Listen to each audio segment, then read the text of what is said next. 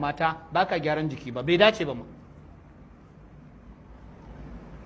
To da Allah wanda ya san yana shan coke, akwai mai shan coke anan? Babu. Kana shan coke? Na'am na'am?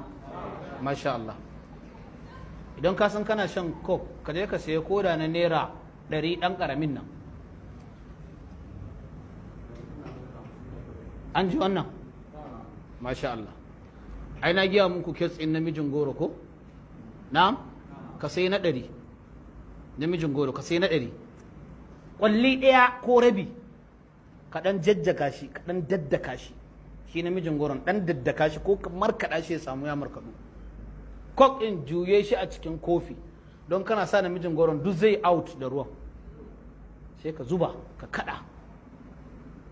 Sai ka ce wa matarka, je ki ɗauko min kafi zabuwa. Ka san mai gida girki za ka yi, a ke dai ki kawo min kafi zabuwa. Kuma kafi zabuwa ma ka ce mai ta ɗauko maka kamfanin Ajinomoto. An gane ko?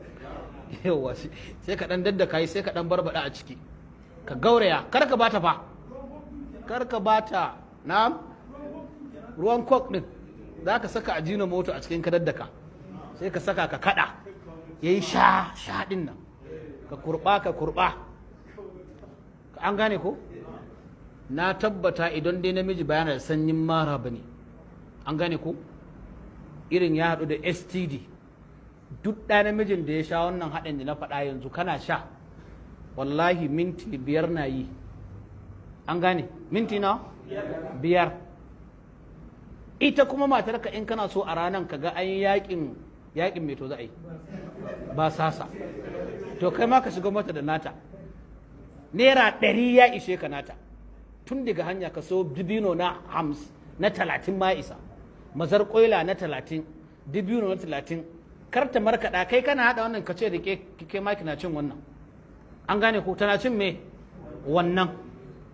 Kai ka kurɓa na rantse idan kowa ya ci in dai kowa lafiyayye ne ba yana ita in ba ta da problem na PID ba to wallahi ɗayan biyu ne minti 5 na cika zuwa 7 ko ka ja ta ko ta ja sai ɗayan biyu ya faru.